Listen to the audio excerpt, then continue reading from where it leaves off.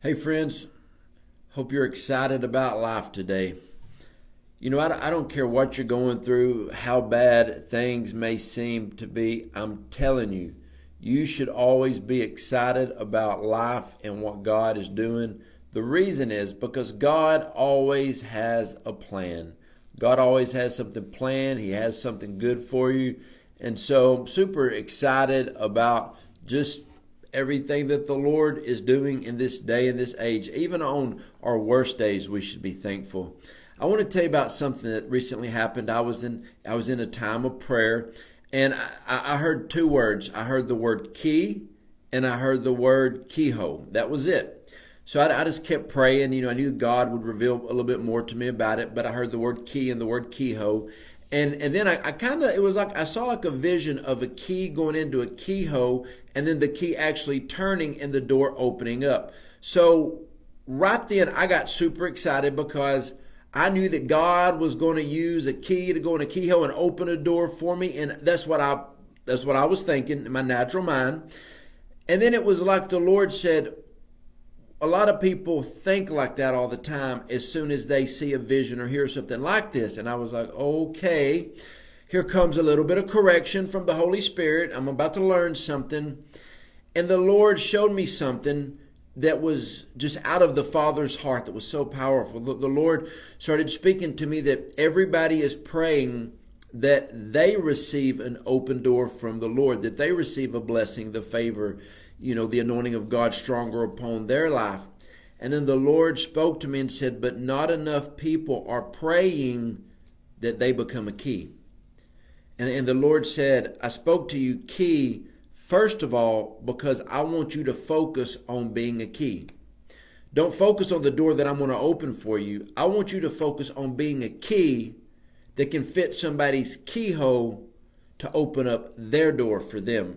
Isn't that what Jesus Christ did? Isn't that what Jesus Christ came to this earth to be?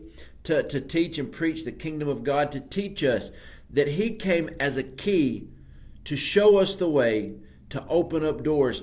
And so the Lord has just been really speaking to me about this, that we always go to prayer, and a lot of times we say, God, open a door. God, you showed me a door and all of this. But how many times do we actually stop and say, God, use me as a key? I want to be a key that can help open a door for somebody else. See, on a door is a keyhole. And it's so funny because there is a door, there is a keyhole, but unless a key comes in, fits in the keyhole, and opens it up, the door will never open.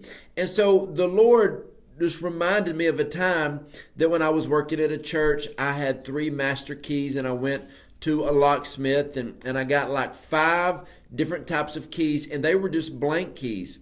But what happens is when I matched the master key to those keys, they went in there, they grinded, they whittled it down until the key was a perfect match. And then the key that was just a bulk key, then it would go in and it had a purpose and it would fit in. And what the Lord said is, I want to start using people to be master keys. They go out and they get just the big block keys, the ones that have no grooves on them, for us to disciple them, to train them. And so with my life, I can go help other people open up doors for them. But if I train and raise and disciple so many other people, then I will be able to help them go up and open many doors. See, at the end of Matthew 9, the Bible says that Jesus went around all the temples and synagogues and tabernacles, and He was preaching and teaching and manifesting the kingdom, doing signs, wonders, and miracles. But at the first part of Matthew 10, the master key called the 12 bulk keys to him and said, now I'm about to give you authority. Now I'm about to give you the power to walk upon scorpions and serpents and heal all sickness and disease. Jesus was not concerned about being the only key that could open up doors. He knew that His time on planet Earth in the natural was about to be up. So He went out and He started whittling. He started carving. He started grinding on these 12, started raising them, started teaching them, and then used them.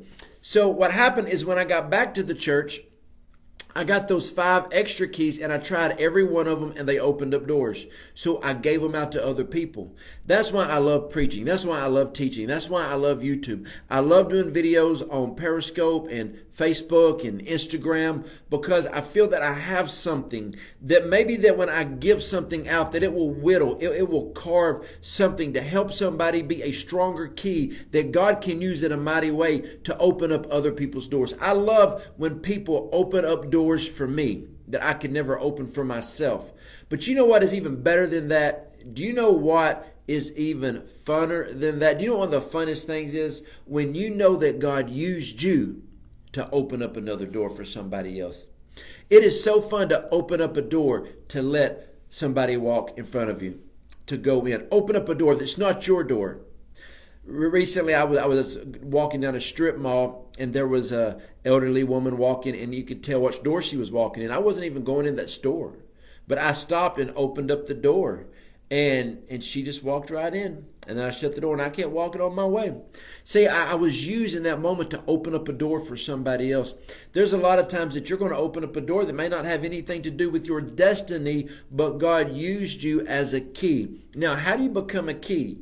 You got to spend that time in the place of prayer. When you spend time in the place of prayer, the Lord can grind on you. The Lord can whittle on you. The Lord can shape you the way that He wants to be. You know, Proverbs 27:17, iron sharpens iron, so a man sharpens the countenance of his friends. Another translation says that as a friend can serve as a grinding wheel upon another friend to shape them in the way that they should be.